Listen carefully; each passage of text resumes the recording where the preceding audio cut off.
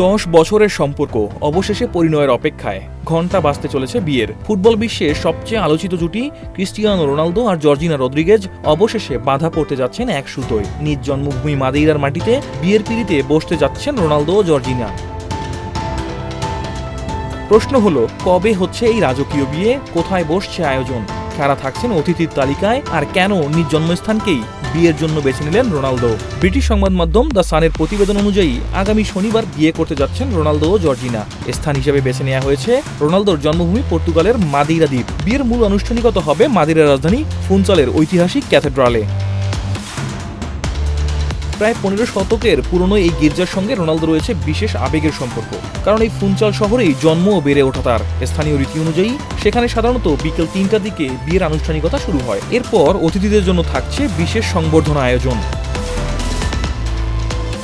বিয়ের পরের আয়োজন হবে মাদেইরার বিলাসবহুল 5 তারকা হোটেল স্যাভোয় প্যালেসে। আটলান্টিক মহাসাগরের দারুণ দৃশ্যের সামনে অবস্থিত এই বিলাসবহুল হোটেলকে ঘিরে ইতিমধ্যে শুরু হয়েছে ব্যাপক প্রস্তুতি। জানা গেছে, অতিথিদের নিরাপত্তা ও আয়োজনের জন্য হোটেলের কয়েকটি অংশ সাময়িকভাবে বন্ধ রাখার ব্যবস্থা করা হয়েছে।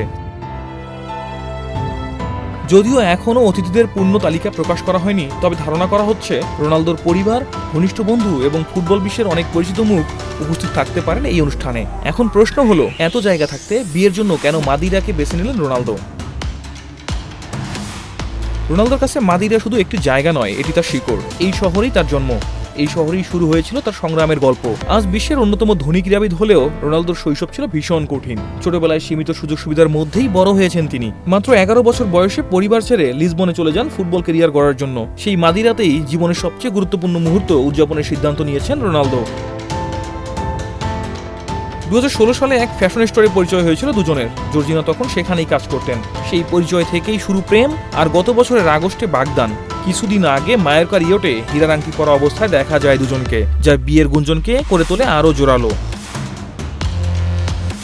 বিশ্বকাপে পর্তুগালের বিদায়ের পর অনেকেই ভেবেছিলেন শিরোপা হাতে নিয়ে বিয়ের পিঁড়িতে বসার স্বপ্নটা অধরাই থেকে গেল রোনালদোর। কিন্তু জীবনের সবচেয়ে বড় ট্রফিটা তো অপেক্ষায় ছিল মাঠের বাইরেই।